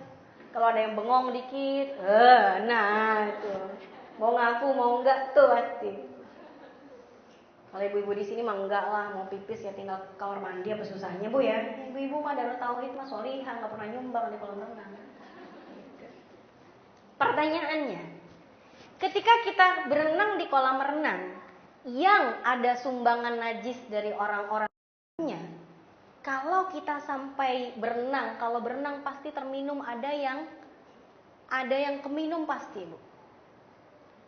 Nggak usah mengingkari deh Bu, pasti ada yang keminum. Gitu. Entah itu masuknya lewat kuping, entah itu lewat hidung, entah itu lewat mulut, ada yang keminum walaupun tidak disengaja. Sengaja juga sih, orang nyebur sengaja nyeburnya. Udah tahu resikonya bakal keminum juga walau sedikit. Pertanyaannya, apa hukumnya menelan atau tertelan air kolam renang?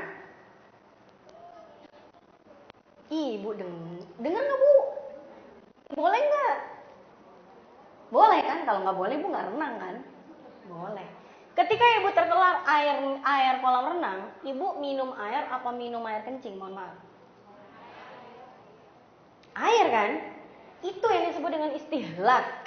Apakah air kolam renang itu najis atau tidak? Tidak. Karena apa? Jumlah air kencing yang masuk ke dalam air kolam renang itu tidak sebanding dibanding dengan air kolam renang yang asalnya suci. Kalau nggak percaya Bu, itu kolam renang dibuang dulu airnya, dikosongin deh, dikuras. Dan semua orang yang pernah renang di situ, undang gratisan, suruh nyumbang pipis semua di situ. Apakah akan penuh kolam renangnya? Enggak. Menuin kolam renang itu bertangki-tangki, Bu. Dari pagi sampai sore lagi. Gitu loh. Apalagi yang volumenya lebar sekali. Gitu kan. Ini yang disebut dengan istihlak. Maka air kolam renang tidak bisa kita katakan najis. Maka ketika orang habis wudhu atau habis sholatnya di samping kolam renang, tiba-tiba ada yang nyebur, biur, loncat begitu, kecipratan air kolam renang, sholatnya enggak, batal. Karena kita tidak bisa mengatakan air kolam renang itu najis. Apa kata Nabi? Air yang melebihi 2 kullah dan ditetesi sedikit najis, itu najisnya tidak akan mempengaruhi apapun. Diabaikan. Gitu. Ini yang disebut dengan istihlak. Terus apa hubungannya istihlak dengan imunisasi? Ada hubungannya. Di dalam pembuatan ekstrak imunisasi, memang ada beberapa bahan yang najis. Ya Bu ya, seperti mungkin enzim hewan tertentu atau enzim babi lah kira-kira. Tapi banyak campuran lain yang halal di situ. Ibaratnya satu baskom gitu ya, bahan yang bahan yang halal, tiba-tiba ditetesi satu tetes bahan yang najis. Ketika diolah, meleburlah jadi satu dan yang najis menjadi terabaikan. Ketika terabaikan, ya sudah, adonan itu sudah tidak lagi najis sebagaimana kolam renang tadi. Itu Bu ya. Nah, ini yang menjadi dalil halalnya imunisasi yang kedua setelah istihala. Dalil yang ketiga, darurat dan belum ada pengganti yang halal. Kecuali di Indonesia katanya sih ada sekarang meningitis katanya Bu ya, dari enzim sapi. Nah, kalau sudah ada penggantinya, ya lebih aman kita pakai imunisasi yang pakai enzim sapi daripada yang babi. Itu ya, baik. Disebutkan juga faman ittara ghairu baghin wala 'adin fala itsma 'alaihi innallaha ghafurur rahim. Barang siapa yang terdesak atau ada dalam kondisi darurat dan dia tidak menginginkan sebetulnya, maka tidak dosa baginya, sesungguhnya Allah Maha Pengampun dan Maha Penyayang atau Maha Pengasih. Nah, dalil ini ada 3, istihala, istihlak, dan darurat, menjadi dalil utama yang digunakan oleh mereka yang menghalalkan imunisasi. Tapi yang perlu diingat begini Bu, mau imunisasi mau tidak imunisasi silakan. Yang menjadi kewajiban bagi orang tua adalah ikhtiar sebaik-baiknya untuk menjaga kesehatan anaknya. Pilihannya boleh apa aja. Oh, saya nggak mau imunisasi. Ya sudah, kalau begitu jaga kesehatan anaknya. Kasih makan anaknya yang sehat-sehat. Jangan males masak, dijajanin mulu. Males masak, dikasih jajan-jajannya sembarangan. Enggak dipantau, enggak diimunisasi juga. Anaknya tiba-tiba sakit, enggak dirawat, meninggal dunia. Orang tuanya yang nanti mempertanggungjawabkan di akhirat. Gitu ya. Tapi kalau saya nggak mau imunisasi, tapi saya mau menjaga anak saya dengan makanan yang sehat, tidak jajan sembarangan, kemudian ditahnik, kemudian diberikan ASI selama 2 tahun, gitu Bu ya, dijaga baik-baik. It's okay, silakan aja. Toh imunisasi tidak ada yang mengatakan wajib dari kalangan ulama, hanya boleh saja. Dan bagaimana kayak mau mengimunisasi, silakan, karena itu juga bagian dari ikhtiar kita untuk menjaga kesehatan anak. Takut-takut kita lengah, apalagi anak kita tinggal di perkotaan yang kita tidak bisa menjamin semua makanan yang di luar sana aman dari bahaya-bahaya bahan kimia. Jadi silakan saja Bu. Ibu mau imunisasi silakan, enggak juga silakan. Dua-duanya it's okay, yang penting kita berikhtiar sebaik-baiknya untuk anak kita agar mereka tetap sehat. Tidak perlu mencela sih Bu. Ih, imunisasi, anaknya disuntik pakai enzim babi. Ya, kagak tahu ilmunya sih, gitu kan. Tiba-tiba yang imunisasi juga nodong sama yang gak imunisasi. Ya ampun tuh anak kalau diimunisasi, enggak kesian nanti kalau kena penyakit. Gak usah lah, masing-masing punya ikhtiar, masing-masing punya pendirian berbeda, masing-masing punya keputusan yang bisa dipertanggungjawabkan. Itu ya Bu ya. Baik. Sampai sini ada pertanyaan? Kalau enggak kita lanjutkan lagi satu lagi, memberi nama yang baik. Ya, silakan. Waalaikumsalam warahmatullahi wabarakatuh.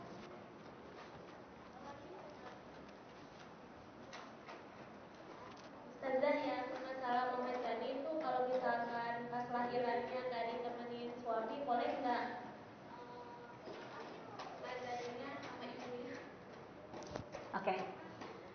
Baik. Waalaikumsalam warahmatullahi wabarakatuh. Di azan itu yang paling afdal memang oleh ayahnya si anak. Bahkan nanti akan kita bahas di akikoh sebetulnya ya. Di akikoh juga yang paling afdal itu yang nyembelih, yang mengalirkan darah hewannya itu adalah ayah dari si anak. Itu yang paling afdal. Tapi kalau misalnya tidak ada ayahnya misalnya lagi di luar kota atau kemana gitu kan, lagi dinas, tiba-tiba istrinya brojol di Jakarta, ya silakan disuruh kepada yang afdalnya ke pihak laki-laki. Karena apa? Azan itu kan disyariatkannya untuk laki-laki, bukan untuk perempuan. Iqamah begitu juga disyariatkannya terhadap laki-laki. Maka cari yang laki-laki, misalnya siapa? Ada kakeknya kah? Atau siapanya kah? Atau misalnya ada pak dokternya soleh banget deh, azanin dong pak dokter, it's okay. Asal jangan ada TTM-an ya pak dokternya. Mentang-mentang suaminya nggak ada, pak dokter bininya juga lagi nggak ada, cem-ceman, nggak boleh dong. Emang disyariatkannya sebetulnya kepada yang laki-lakinya. Tapi kalau misalnya nggak ada, dokternya perempuan, ya kan? Itu juga lahirnya kan dokter perempuan. Kemudian tenaga medisnya juga perempuan, bidan semua. Yang nemenin juga perempuan. Bapaknya kemana? Bapaknya nangis, nggak tega denger istrinya teriak-teriak, kabur bapaknya. Aduh, ya sudah. Silahkan ibunya mengazani, tapi suaranya jangan kencang-kencang. Ya, boleh. Jadi kalau misalnya bapaknya mau ngazanin kencang silakan, tapi jangan pas di telinga anaknya, gitu ya. Kan di telinga anaknya nggak boleh kencang-kencang bu. Ibunya silahkan mengazani, tapi suaranya jangan sampai terlalu kencang yang sampai didengar oleh laki-laki yang bukan mahramnya. Silakan aja. Karena memang ada bu, ada nih bapak-bapak ya, disuruh nemenin istrinya lahiran, nangis bu, nggak tega katanya ngeliat istrinya. Istrinya udah selesai nifas pun nggak mau tidur, boro-boro deket tidur sekamar ya, deketin istrinya juga nggak mau. Kenapa ditanya? Trauma ngeliat istri ngelahirin. La ilaha illallah. Gimana nih suaminya? Ya mungkin kita husnuzon, suaminya terlalu lembut hatinya. Jangankan melihat istrinya melahirkan, nyubit dikit aja nggak tega kali gitu. Dan yang lebih asik lagi bu, laki-laki yang nggak tega dompet istri kosong, asik juga tuh.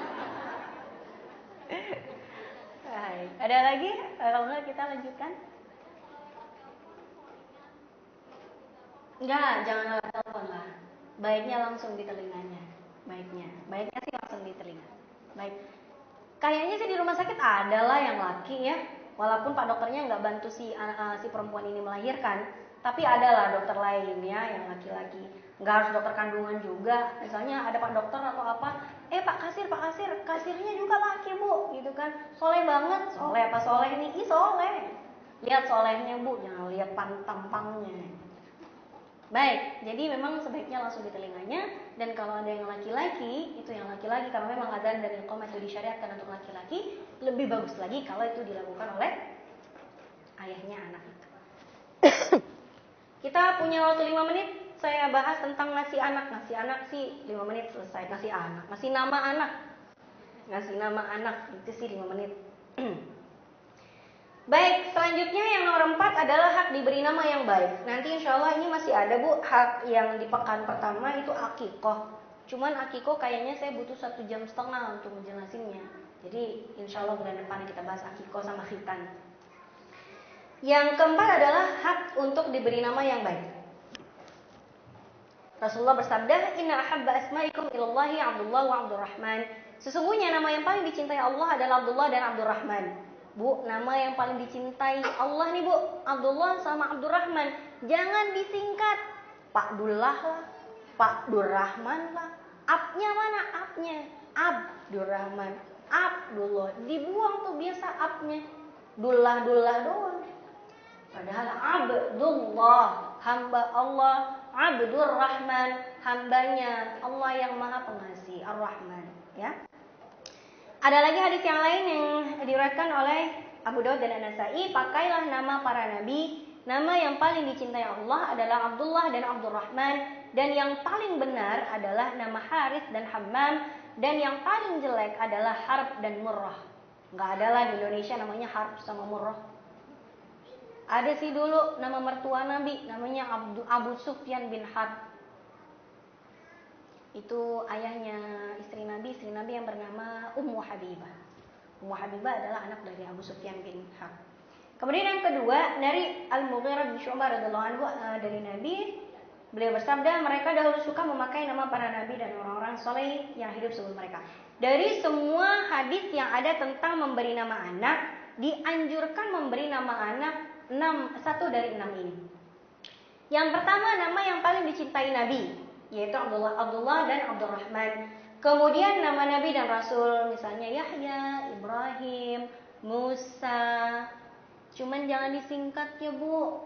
Ibrahim disingkat jadi Baim. Ahmad jadi Mamat. Masya. Yusuf jadi Ucup. Masya Allah ya. Jangan disingkat-singkat. Nama para sahabat Rasulullah, Umar, Utsman, Ali, ya Bu ya. Itu semua adalah sahabat-sahabat Rasulullah SAW. Nama orang soleh dan berilmu, nama ulama, Al-Imam An-Nawawi, Sufyan Ats-Tsauri, Ibnu Jarir At-Tabari, ya Bu ya. Tadi Ibnu Qudamah, Masya Allah. Dan ulama-ulama dari mazhab Syafi'i, siapa aja Bu? Misalnya Imam Nawawi, Al-Khatib Asy-Syirbini, Al-Muzani. Cuma di Indonesia nggak dikenal ya Bu nama-nama beginian. Ya nggak apa-apa sih. Yang penting namanya baik. Nama yang menunjukkan penghambaan diri kepada Allah. Hamba Allah pakai nama-nama Allah yang lain. Bisa Abdullah, Abdurrahman, Abdurrahim, apalagi Abdul Wadud, Abdul Hafil, ya.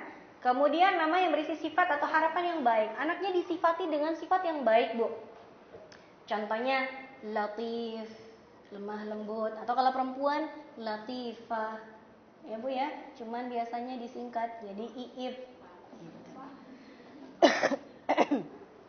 Latifah jadi Ipah. Kalau di Betawi jadi Ipeh. Disingkat-singkat lah kalau orang Indonesia. Kemudian ada lagi nama yang sebetulnya bagus tapi ditulisnya salah sehingga merubah makna. Contohnya Fatan. Kalau Fatan itu Fatan, saya tulis ya Bu ya. Tapi saya nggak menerima konsultasi nama ya Bu ya. Saya cuma ngasih tuntunan doang. Ntar banyak WhatsApp. Kalau nama ini artinya apa? Aduh, bingung saya. Kemarin juga habis saya di WhatsApp orang minta nama yang benar gitu. Terus suami saya juga, Pak Ustadz minta usul nama yang baik buat anak saya. Abdullah Abdurrahman gitu. Wah Ustadz namanya udah terlalu banyak pasaran. Ya terserah itu nama yang paling disukai Allah. Kalau enggak namanya Nabi Muhammad. Muhammad apa Ustadz? Udah Muhammad aja. Nah anak saya sih namanya Muhammad semua Bu. Muhammad 1, Muhammad 2, Muhammad 3, Muhammad 4. Ya enggak juga lah, ada belakangnya. Ntar ketuker. Yang pertama Muhammad Al-Fatih. Al-Fatih itu artinya pembuka. Karena kita berharap nanti ada lagi adiknya gitu kan. Muhammad Al-Fatih. Al-Fatih itu artinya yang membuka atau pembukaan. Atau bisa menjadi sang penakluk Konstantinopel Bu. 1453 itu Muhammad Al-Fatih. Sultan Mehmed Al-Fatih itu penakluk Konstantinopel. Konstantinopel itu Turki Bu, Istanbul, ya. Kemudian yang kedua Muhammad Al-Fayyad, itu Muhammad Al-Fayyad yang banyak kebaikannya. Al-Fawwaz yang menang, kita harapkan dia bisa memenangkan hawa nafsunya. Muhammad Al-Faqih, Muhammad yang ahli fiqih. Jadi Muhammad Al-Fatih, Al-Fawwaz, Al-Fayyad, Al-Faqih. Ntar kalau ada yang kelima saya bingung, Alfa apa lagi ya? Alfamat kali.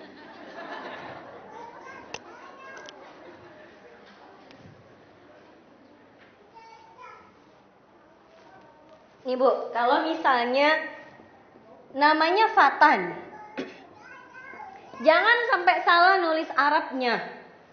Kalau Fatan itu seperti ini Fathan, pembukaan. Oke. Mungkin anak pertama kali ya, gitu kan. Kemudian yang kedua Fatan, pakai to. Ini artinya cerdas, silahkan. Tapi jangan Fatan. Jangan Fatan pakai ta. Ini ahli fitnah. Orang yang suka bikin fitnah itu namanya fattan. Jadi jangan salah nulis nama anak. Nih Bu ya, saya lihat di kamus nama-nama anak, ini fattan bagus loh, cerdas katanya. Iya sih, tapi bahasa Arabnya jangan sampai lupa nulisnya, salah jangan gitu loh. Kalau fatton seperti ini, cerdas, iya emang namanya cerdas. Tapi kalau begini fitnah. Ini ada di hadis Rasulullah. Ketika itu Mu'ad, ya Bu ya, Mu'ad bin Jabal pernah mengimami di masjidnya di salah satu kaum. Gitu. Mu'ad ini Bu ngimamin sholat maghrib pakai habis baca Al-Fatihah, yang dibaca mentang-mentang beliau kan hafidh ya. Beliau kemudian baca suratnya surat Al-Baqarah. Ibu bisa kebayang nggak sholat maghrib pakai surat Al-Baqarah? Itu sampai azan Isya Bu, belum selesai Al-Baqarah. Nah, Mu'ad bin Jabal ketika itu pakai surat Al-Baqarah, kemudian salah satu jamaahnya itu mufarokoh. Maksudnya mufarokoh keluar dari jamaah dan dia sholat sendirian karena tidak kuat berdiri. Nah, mendengar hal seperti itu, salah satu jamaah memberi kabar kepada Mu'ad. Wahai Mu'ad bin Jabal, mohon maaf nih, tadi ada satu jamaah pulang. Lalu Mu'ad mencelanya. Dicela. Ya, nggak tahu gimana bunyi celanya, yang penting Mu'ad bin Jabal mencela salah satu jamaah yang keluar dari jamaah tersebut. Gitu kan? Karena suratnya terlalu panjang, nggak kuat. Nah, mendengar bahwasanya Mu'ad bin Jabal ini mencelanya, dia mengadukan perkaranya kepada Nabi. Ya Rasulullah, Mu'ad bin Jabal kemarin ngimamin pagi surat Al-Baqarah, saya nggak kuat, saya mufarokoh dari jamaah, saya sholat sendirian, pada akhirnya pulang. Apa kata Nabi? Panggil Mu'ad. Mu'ad bin Jabal dipanggil. Aduh, kenapa nih dipanggil Nabi? Ditanya sama Nabi. Apa benar aduan pemuda ini, bukan pemuda sih, jamaahnya udah agak tua. Apa benar laki-laki ini, apa yang dikatakan oleh laki-laki ini bahwa kamu mengimami sholat maghrib pakai Al-Baqarah? Ceria kan Mu'ad, kirain mau dipuji. Benar Rasulullah. Kata Rasulullah, afattanun anta ya Mu'ad. Apakah kamu ingin menjadi ahli fitnah? Apakah kamu ingin membuat fitnah wahai Mu'ad? Bingung Mu'ad. Apa maksud Nabi? Fattan, orang membuat fitnah. Seperti yang tadi saya sampaikan, fitnah itu adalah godaan atau cobaan yang membuat orang bermaksiat atau berpaling dari Allah. Nah, ini ada jamaah yang gak kuat gitu loh. Kamu kenapa bela-belain manjang-manjangin sholat? Dalam sholat fardu itu tidak dianjurkan baca bacaan surat terlalu panjang. Apa jadinya? Itu jamaah kamu itu belakang pada pengen keluar dari jamaah, cuman gak ada yang berani. Akhirnya ada satu yang berani dan mengadukan masalahnya sama saya, kata Nabi. Dan sejak saat itu Nabi Muhammad mengatakan kepada semua sahabatnya, kalian kalau sholat jamaah jadi imam, lihat dari para jamaah. Ukuran bacaan suratnya harus disesuaikan dengan jamaah yang paling lemah. Kalau ada jamaah ini kaki-kaki, gak usah pakai Al-Baqarah. Yang ada ringkih-ringkih Bu, aduh gimana ya, udah begini lagi, gak kuat, gitu ya. Maka di situ di hadis Nabi, afattanun anta ya Mu'ad, apakah kamu ingin menjadi ahli fitnah? Maka jangan salah Bu, ya, jangan salah. Banyak lagi Bu yang salah dalam nulis nama. Contohnya mana ini?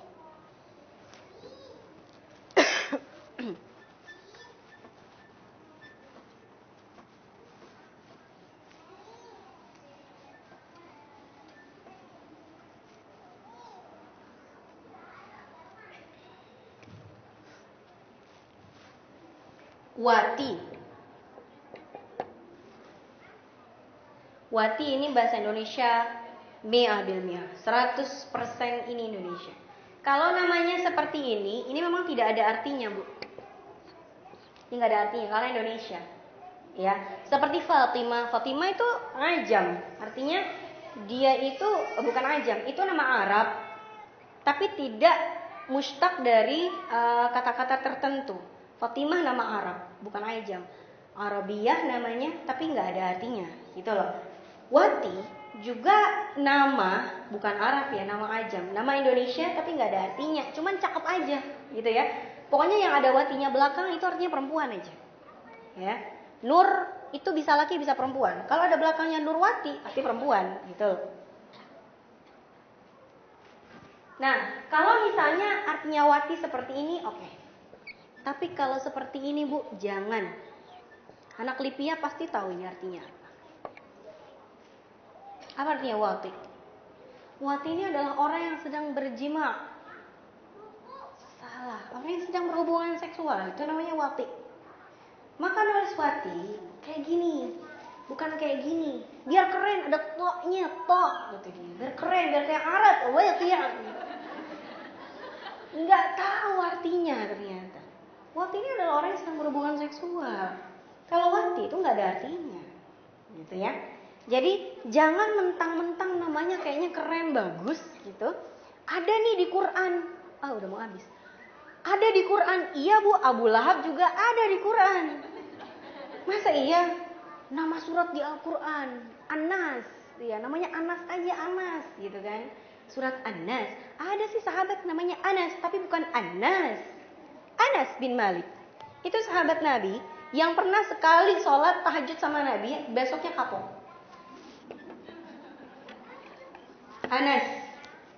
Anas ini adalah salah satu sahabat Nabi. Nah, Anas itu penasaran. Nabi kenapa sih kalau tahajud nggak pernah ngajak-ngajak? Udah nggak usah ikut, kata Nabi. Penasaran, ikut juga. Nabi sholat tahajudnya panjang dari ujung malam ke ujung malam gitu loh. Besoknya lagi dijak sama Nabi, nggak mau ikut lagi. Enggak Anas, lama banget Rasul kalau tahajud. Kan banyak diriwayatkan bahwa Rasulullah dengkulnya beliau itu sampai lecet gara-gara kelamaan sholat tahajud. Anas anak soleh, Anas ini Bu, ahli fikih di masanya, walaupun masih kecil banyak dimintai fatwa, tapi disuruh sholat tahajud sama Nabi kapok juga. Gitu. Besoknya ogah lagi diajak sama Nabi. Ini Anas bin Malik. Kalau Anas, iya ini salah satu nama surat di dalam Al-Quran. Memang Anas artinya manusia. Tapi jangan pokoknya salah satu, pokoknya ini ada di Quran ya, nggak juga Bu. Al-Baqarah artinya sapi. Masa anaknya mau dikasih nama sapi gitu kan. Ada lagi An'am. Tahu nggak artinya An'am? Nggak tahu. Binatang. Oh gitu, kayaknya keren gitu ya, ada ainnya, An'am gitu. Kayak orang Arab gitu.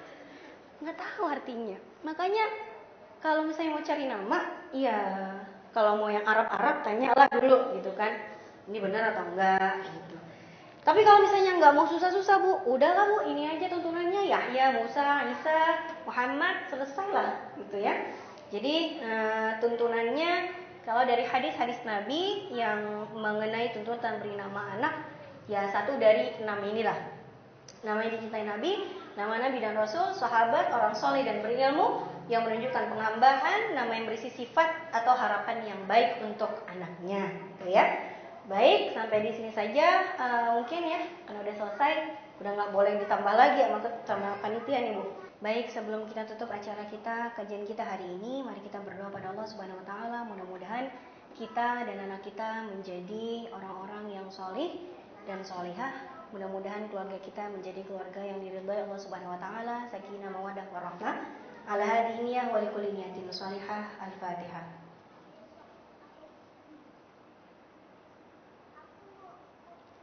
Amin ya rabbal alamin. A'udzu billahi minasyaitonir rajim. Bismillahirrahmanirrahim. Hamdan yuafi ni'amahu wa yukafi mazidah. Ya Rabbana lakal hamdu kama yanbaghi li jalali wajhikal karim wa li 'azimi sultanik.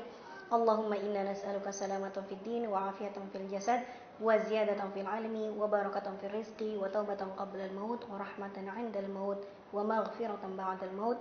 Allahumma hawwin 'alaina fi sakaratil maut wan najata minan nar wal 'afwa 'inda hisab. Allahumma kfina bihalalika an haramik wa bita'atika an ma'siyatik wa bifadlika amman siwak. Rabbana zalamna anfusana wa illam taghfir lana wa tarhamna lanakunanna minal khasirin. Rabbana atina fid dunya hasanah wa fil akhirati hasanah wa qina adzabannar. Subhana rabbika rabbil izzati amma yasifun wa salamun alal mursalin walhamdulillahi rabbil alamin. Assalamualaikum warahmatullahi wabarakatuh. Waalaikumsalam.